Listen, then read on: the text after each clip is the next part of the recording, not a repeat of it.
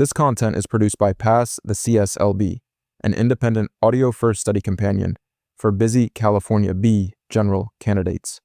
I build these lessons from official CSLB study guide topics and reputable source-backed California materials, so you can study on the go. This is exam prep reinforcement, not legal, professional, engineering, or job-specific advice. Exam content is set by PSI and the CSLB and may change, so always verify current requirements against official CSLB materials. No exam outcome is guaranteed. Now let's get into it. Electrical service coordination is a space and sequence problem before it is an equipment problem. I can have the correct service equipment selected, but if the wall, roof, grade, concrete, piping, or delivery plan takes away the required clearance, the electrical contractor inherits a conflict that clean workmanship cannot solve. The central field decision is simple. I protect the required space and the critical sequence before finishes, and concrete make the correction expensive. A wall can steal panel clearance. A raised surface can consume the safe distance below a service drop. A concrete pour can conceal grounding work before it is ready.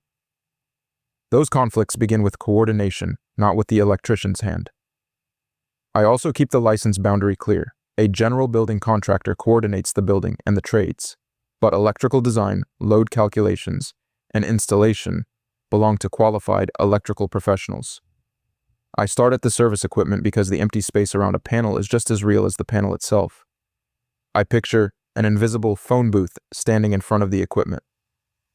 For equipment operating at 150 volts or less to ground, the booth is at least 36 inches deep. It is at least 30 inches wide, or the width of the equipment, whichever is greater. Its clear height is at least 78 inches, or the height of the equipment, whichever is greater.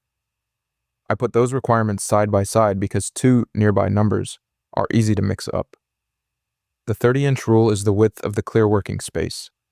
It is not a requirement that the panel cabinet itself be 30 inches wide. A narrower panel may sit within that clear envelope. The envelope also does not have to be perfectly centered as long as the equipment is entirely within the required width, and the door or hinge panel can open at least 90 degrees. I coordinate this from finished surface to finished surface.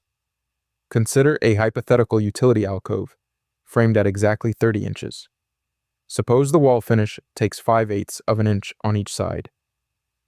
The finished opening becomes about 28 3/4 inches. The rough framing looked correct, but the usable space is now too narrow. I would widen the framing before the finish is installed rather than ask the electrical contractor to solve a geometry problem after the fact. That distinction is worth remembering. Framing dimensions are not automatically clearance dimensions.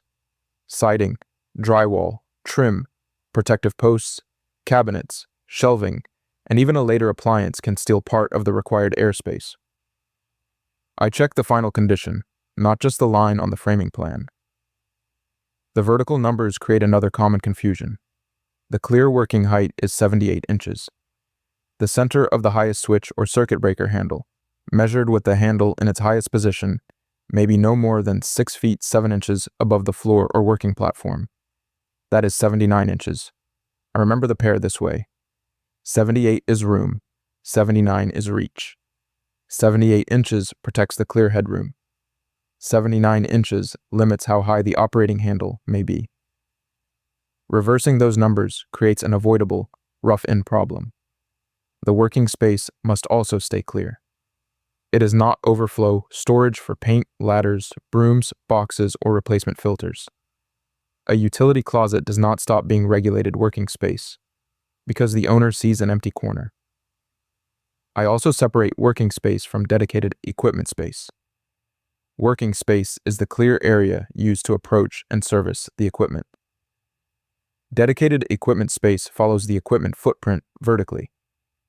That zone extends from the floor to 6 feet above the equipment, or to the structural ceiling if the ceiling is lower.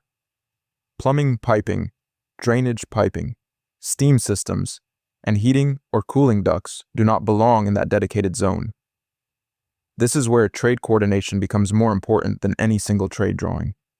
A drain line can look harmless to the plumber, and a duct can look efficient to the heating contractor, but the combined building layout may put either one directly over electrical equipment. I catch that conflict before rough systems are installed.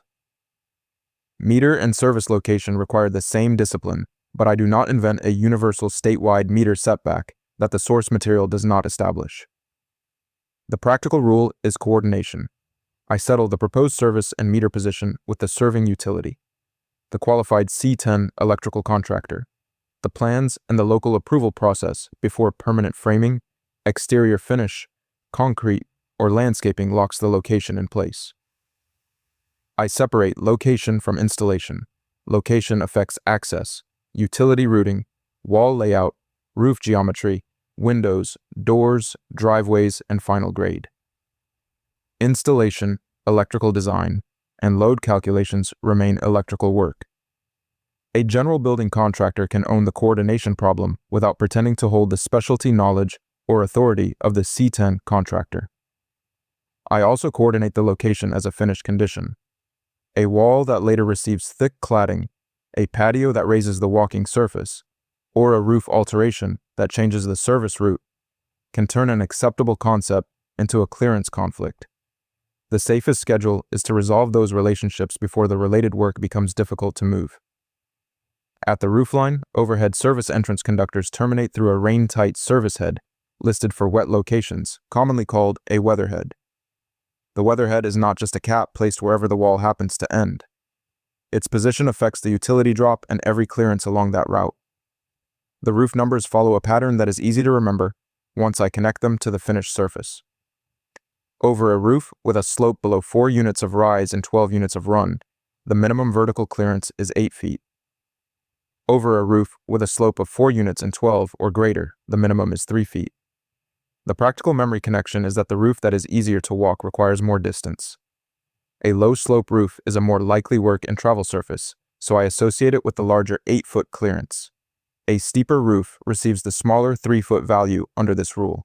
I do not reverse those numbers just because a steep roof feels more dangerous to stand on. Open service conductors also need at least 3 feet of clearance from operable windows, doors, porches, and balconies. That makes the window schedule and exterior elevation part of electrical service coordination. Moving a window or adding a balcony can affect the conductor route even though neither item is electrical equipment. I treat those relationships as one exterior system. The roof pitch, service attachment, weatherhead, operable openings, and utility drop all have to coexist. A late architectural change can move more than one clearance at the same time. The service route continues down to the ground, and final elevation matters. The California Electrical Code gives a minimum of 10 feet above grade or pedestrian walking surfaces and 12 feet above residential driveways. Those measurements make flat work and grading part of the electrical coordination conversation. Consider a hypothetical side yard with an existing service drop. A new raised patio leaves only 9 feet from the finished walking surface to the lowest point of the conductor. The old grade may have been acceptable, but the new walking surface is the condition that matters. I would coordinate a compliant correction with the utility and the electrical contractor before pouring the patio. I use the same thinking at driveways. Resurfacing, adding a raised approach, changing drainage slope, or converting an area to vehicle access can change the relationship between the conductor and the finished surface. I do not measure from yesterday's dirt and assume tomorrow's concrete will preserve the same clearance. This is a useful connection across trades. Every time the project raises a surface, it reduces the space above that surface. The concrete crew may be working downward on slope and drainage, while the service conductor problem appears overhead. Field supervision connects those two views before the pour. Below grade, the critical issue is sequence. When new footings are created in direct contact with the earth, the California Electrical Code requires a concrete encased grounding electrode before the concrete covers the work.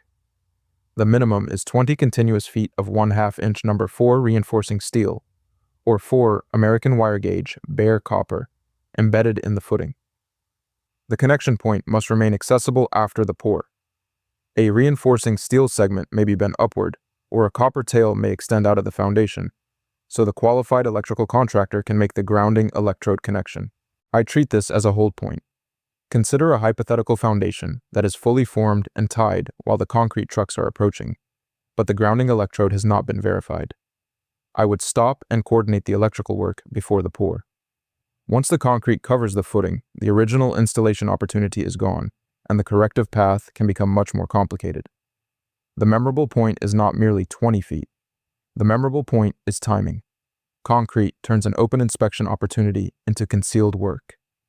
I verify the electrode material, continuous length, location in the footing, and accessible connection before authorizing the pour. I do not personally perform electrical work outside my classification. I make sure the qualified contractor's work is ready at the correct project milestone. Above the site, boom equipment creates a different clearance problem. California occupational safety rules prohibit boom-type lifting or hoisting equipment from coming within 10 feet of energized overhead high-voltage lines operating from 600 volts through 50,000 volts. I treat that 10-foot boundary as a distance rule, not a contact rule. The research explains that high-voltage electricity can arc across an air gap, and job site movement makes the margin harder to judge. Wind can move a line, a suspended load can swing. The operator's depth perception can be limited by the viewing angle and the sky behind the boom. Consider a hypothetical truss delivery beside a 12,000-volt distribution line. The planned swing would bring the boom within 8 feet of the energized line. The correct supervision decision is to stop the lift and change the setup, route, or utility condition so the operation remains outside the required boundary. Production pressure does not shrink the clearance. When the operator cannot reliably judge the distance, California occupational safety requirements call for a designated person to observe the clearance and give timely warnings. It also requires a warning sign and clear view of the operator stating the 10-foot minimum rule for lines of 50,000 volts or less. I make the lifting plan before the truck is set on outriggers, not after the boom is already in the air. The final boundary is legal scope. Under Business and Professions Code Section 7057, a general building B contractor's principal business concerns structures that require at least 2 unrelated building trades or crafts. That classification can oversee a multiple trade project involving service coordination, framing, concrete, and other building work. The chart separates 3 roles. The general building B contractor coordinates the overall building project and hires the properly classified specialty contractor. The C10 electrical contractor handles electrical design, load calculations, and electrical installation. The residential remodeling B2 classification is narrower. It applies to qualifying work on existing residential wood frame structures using at least 3 unrelated trades, but it does not allow load-bearing structural alterations or the installation, replacement, substantial alteration, or extension of electrical systems. That means a main service panel upgrade is not a backdoor project for a B2 contractor. It belongs to a qualified C10 contractor, either working as the electrical prime where appropriate or working under a properly structured general building project. I remember the boundary in one sentence. General B coordinates the building, C10 performs the electrical scope, and B2 does not expand into a service upgrade merely because several trades are present. Coordination authority is not the same as specialty installation authority. I finish with one field check that ties the entire lesson together. Before framing and finish close in the service equipment, I verify the finished working envelope.